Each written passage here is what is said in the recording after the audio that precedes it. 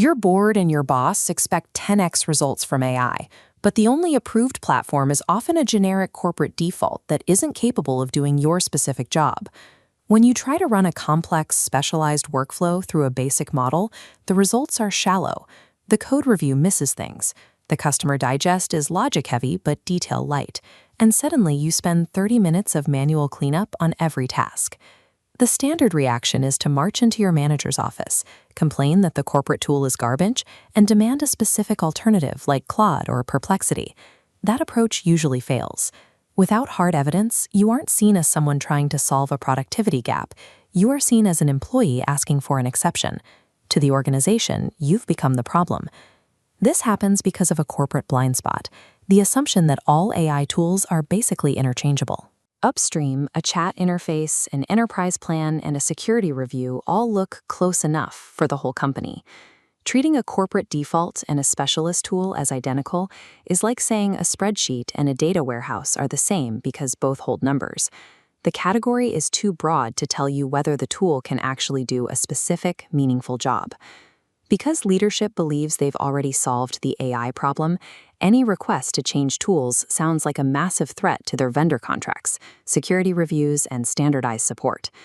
Asking a company to admit its original vendor choice was wrong is a losing battle. Instead, frame the ask around a targeted micro-exception for a specific subset of work. To bypass the IT roadblock, you need a way to measure the performance gap. You do this by setting up a 1-week side-by-side test to prove exactly how much time is being wasted. Rule 1, pick only one specific job. Don't try to test your entire daily workflow. Isolate a single recurring task that the default currently struggles with. Rule 2, the job must occur at least weekly. You need multiple data points within a single week to show a consistent pattern of failure or success. Rule 3, it must take at least 30 minutes to do by hand. If the manual effort isn't significant, the company won't care about the delta. Finally, the output must have a real audience, like a client or a manager. If no one ever sees the results, the company can dismiss your quality concerns as just your personal opinion. These parameters ensure the test is objective. Without this structure, your request is a complaint. With it, your request is a piece of business data. For 1 week, you run the experiment. Feed the exact same source data and success criteria into both the corporate default and your specialist challenger tool. Using the default, you record the hidden tax.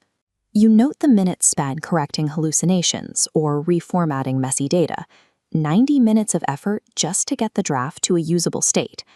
On the specialist side, you record the delta.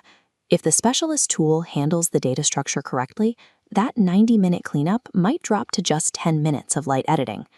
At the end of the week, you have a table showing the time spent, the rework required, and a simple quality score.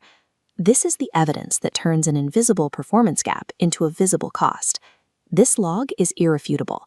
You aren't asking for a different interface anymore.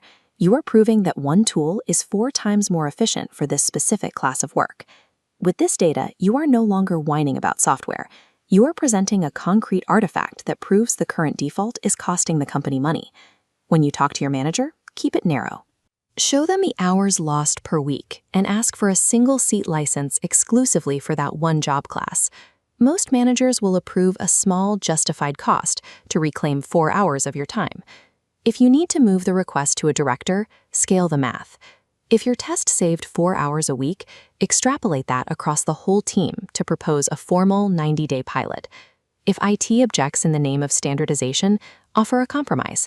Keep the default for the 80% of work it handles fine, but route the specialized jobs to the tools that actually work. This approach short-circuits traditional procurement logic. It avoids a rip and replace argument and turns an emotional software preference into a straightforward ROI calculation. The landscape of these tools is fragmenting. New specialists are emerging for specific tasks like legal review or engineering orchestration, and no single model will be the best at everything. Companies that ignore this reality risk losing their best people. When top talent sees peers at other firms producing better work in half the time because they have the right tools, they don't stay. They move to organizations that prioritize performance over vendor inertia. For the individual employee, learning this measurement process is about career survival. In a market that increasingly values speed and precision, You cannot afford to be the person wasting an hour a day manually cleaning up a default model's mistakes. So stop venting about the corporate default. Run the side-by-side challenge, record the data, and demand the tools you need to